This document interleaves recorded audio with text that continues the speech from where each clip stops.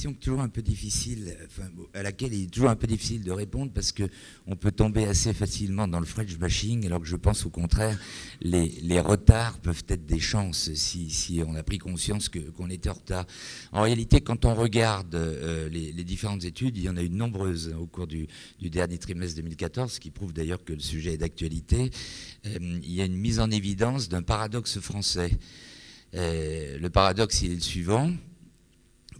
Nous sommes des personnes physiques, des citoyens, des utilisateurs, et la France est en haut du tableau pour ce qui concerne l'activité et l'activité digitale du citoyen et de la personne physique. C'est-à-dire qu'on est vraiment considéré comme un pays qui s'est développé très vite. D'ailleurs, il suffit de voir le nombre, vous l'évoquiez tout à l'heure, de smartphones, de mobiles qui ont été utilisés. D'ailleurs, le nombre de smartphones et mobiles qu'il y a par personne physique en France. Donc, on est vraiment considéré comme un pays qui a très rapidement pris, au niveau des individus, le virage du numérique. Et puis, de l'autre côté, quid des entreprises? Alors c'est là où on tombe dans le paradoxe, qui est en fait effectivement un paradoxe, mais qui peut être un moteur, comme je l'évoquais à l'instant, c'est qu'on est plutôt en bas du tableau, assez largement pour les entreprises privées, et là aussi peut-être contre-intuitif, parce qu'on a toujours le sentiment que le secteur public est ringard, en retard, etc.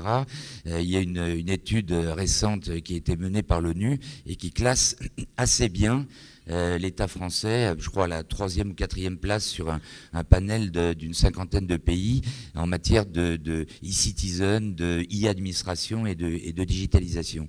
Donc il y a une vraie question au niveau des entreprises. Alors, lorsqu'on pose une question, on essaie de s'interroger quelles sont les raisons. Les différentes enquêtes montrent qu'il y a deux raisons majeures qui sont mises en évidence. Le premier, vous l'évoquiez très bien, ce sont les rigidités organisationnelles. C'est vrai qu'on vient d'un historique industriel qui nécessitait des processus extrêmement organisés, beaucoup en silo, parce que chacun faisait les choses de son côté avec une chaîne. Et puis, deuxième élément, le manque d'implication, vous l'avez bien mis en évidence dans votre enquête, le manque d'implication du management et du management supérieur pour amener la transformation.